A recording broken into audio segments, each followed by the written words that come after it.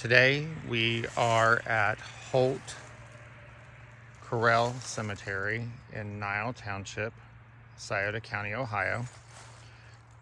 It's located just past Shawnee State Lodge and Resort off of State Route 125. And there's the sign for Bear Lake Horse Camp. Holt Cemetery has also been documented as Corral Cemetery or Coriel. However, there may be another Coriel or Corral Cemetery on the road here to our left. It's also the location of the Corral School. Here we have the obelisk marker for Ezra Holt. That's husband of Virginia Holt. Just a small marble column. Behind it, we have the marble footstone for VH. So it's very likely that Virginia Holt is also buried here. In fact, if we turn around and look on the reverse of the obelisk, we'll see Virginia Holt's name with no other information. Now, so in combination with the footstone and headstone, it's a safe assumption that she's buried here as well. From State Route 125, it would look like this cemetery, which is moderately maintained, is just a shotgun style, that it's not very wide. It just goes back far. However, the fieldstone burials here extend further than what you would initially believe. We'll walk along the frontage of the cemetery as it faces State Route 125. We'll find an early marker of locally quarried stone. We can even see the engraver's cuts here, these ridge lines that run up along the side. They're not as evident on the top as they've been weathered. But this is the marker for John Holt, who died July 12th, 1847, aged, and then just below the soil line, it'll say 42 years. Now, we don't know how many months or days. Another marker that we see is Sarah Holt, who died May 31st, 1880, aged 78 years, 5 months, 3 days. And we have this very common memento mori style epitaph that reads, "Be ye also ready." And then, unfortunately, a lot of the footstones we'll find today, and the headstones as well, are going to be unengraved fieldstone. But what's pretty miraculous for this moderately maintained cemetery is that there's both headstones and footstones. A lot of times in older sections of more maintained cemeteries, for access of lawn care equipment, footstones have been displaced. And in this case, we can actually delineate where the burials are and can make reasonable assumptions as to whether or not they're an adult burial or children's burial. Here we have one that's inscribed just with the letters MW. And you can see that growth has taken place on the inscription where it's a more porous material. So this burial is about 6 foot in length. So we can assume that it's likely an adult burial. But next to it, we have a headstone and a footstone. And there's only about 3.5, 4 feet. So we would make the assumption that it's a small adult or a child. But as we extend along here, there's more and more field stones. I'll try to go slow. These are all laid out in straight lines. We have here. Then we extend down this way, and they're just barely apparent beneath the weeds. We'll tilt up some. Again, these are very closely placed headstones and footstones. It is possible over time that they've just been re-erected, been found down and placed back in the ground to the distance they are today. Here we have two adult burials side by side. This one has a temporary funeral marker, and the last name here is Moore. It looks like it says 1913. So it's possible that that is for a Moore family, or also possible that the temporary marker has just been moved. And then we extend on. We're still on the frontage of the cemetery. Again, this is Holt Corral Cemetery in Nile Township, Scioto County, Ohio. And we can see just how close these markers are. So, most likely a family plot within a community cemetery.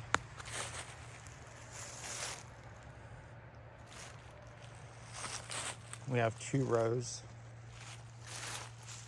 We checked using a light across, perpendicular across the surface of the field stones to see if there were any inscriptions, and we were unable to locate any.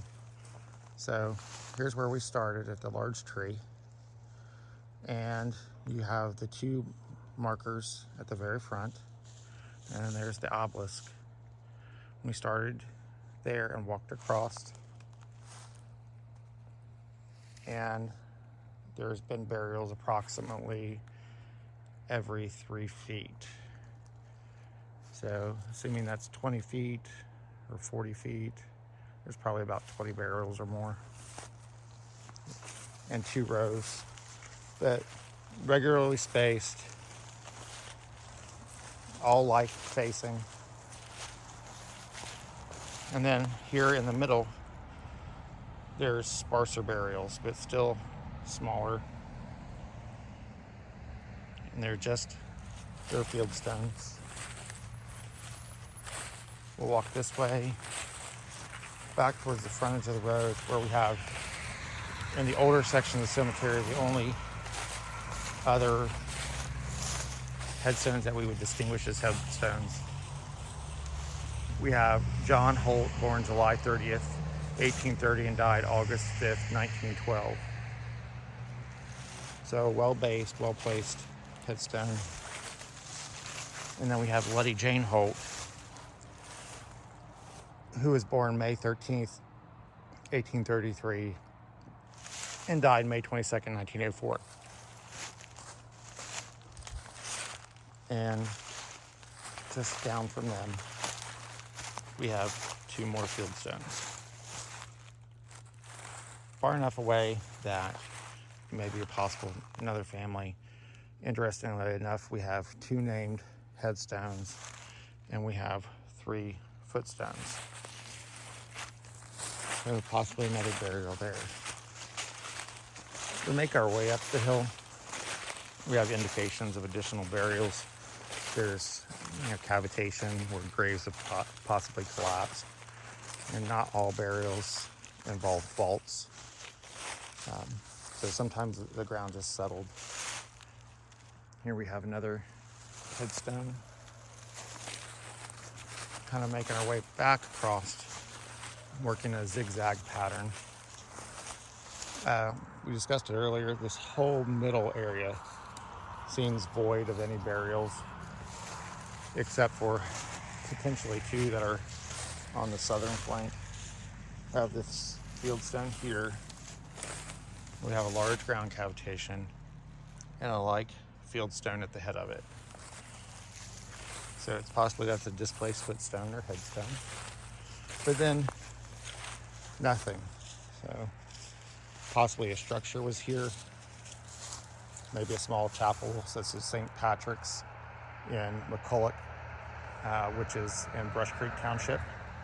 It's only about an 8x10 structure. So that's a possibility.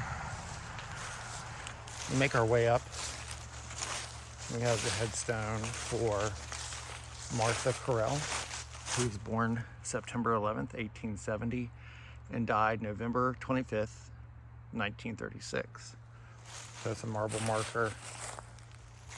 And then we have another temporary funeral marker. Can't really get in too close to see it. I believe that's 1914. We have the remnants of a tree.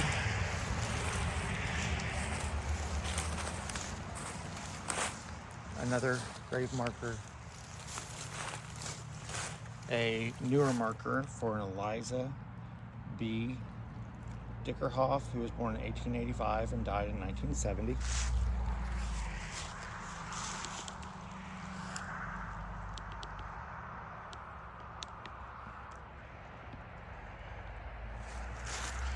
Making our way up the hill, we'll see we have more fieldstone burials.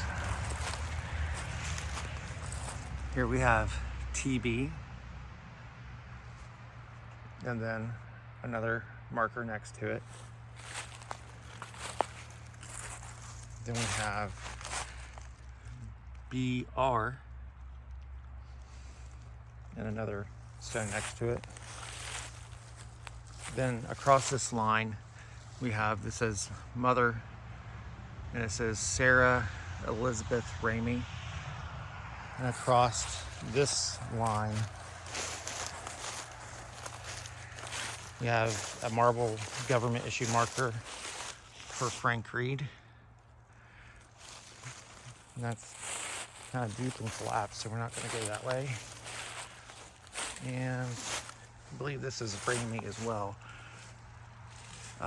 William Taylor Ramey. Up this way we have several more small field markers, possibly children burials. They're really close to someone's property line, so we won't go that way. We have a newer granite marker for Austin and Rosie Webb. Austin died in 1970, and Rosie died in 1993.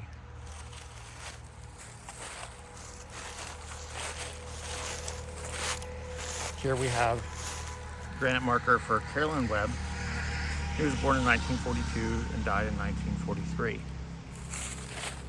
And just as an example, you can see flowers that have been planted around it. That looks like they're perennials, coming back every year. Here we have a row of footstones for the granite marker to our left. And here we have the headstone. It says our trip. I'm going to guess that's the surname. It's for the children Doris Jean and Irma Jane, children of Lizzie Cooper. We come this way, and we have the granite marker for Anna and Solomon Cooper. Anna died in 1937, so she would have been 32 years old. And Solomon Cooper died in 1963, so he would have been 73 years old. And based on the location of this marker, Robert L. Cooper Sr., born February 22nd, 1936, and died August 19th, 2014, most likely their son. Kind of another picture here. You can see traffic on State Route 125. We have another granite marker for Marion and Bessie Cooper. Marion died in 1967 and Bessie died in 1984. And it says, an inspiration to all who knew them.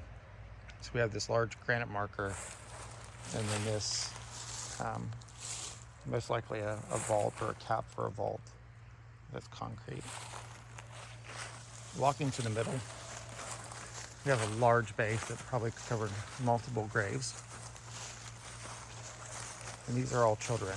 And there's no surname provided, but based on their location, we believe it to be Cooper. So we have Mary Catherine, Flora Denise, Charles Edward, Cheryl Francis, Marion Jr., and Twana Lisa. Aging between 1946 to 1962. We looked at the dates for Marion Cooper next to us, and they don't seem to work out, so they may have been the grandchildren of Marion Cooper, or possibly children. We haven't ruled it out yet. But this marker definitely dominates the upper section of Holt Cemetery. And then we make our way back down. There we have Martha Corell again in the center of the frame. We have what's likely either more Corells or possibly Moors. Unknown burial here beside our feet. And then we'll make our way back down towards the Holts.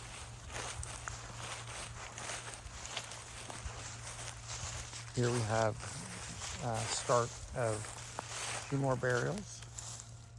One there and one there. And that line extends this way.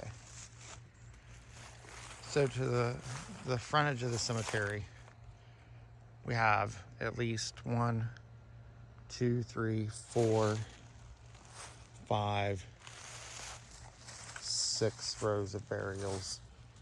Open space in the middle with the exception of 2 graves, and then a newer section at the top. So this has been Holt, likely also Corell Cemetery in Nile Township, Scioto County, Ohio. I appreciate you all coming out with us today. Thanks.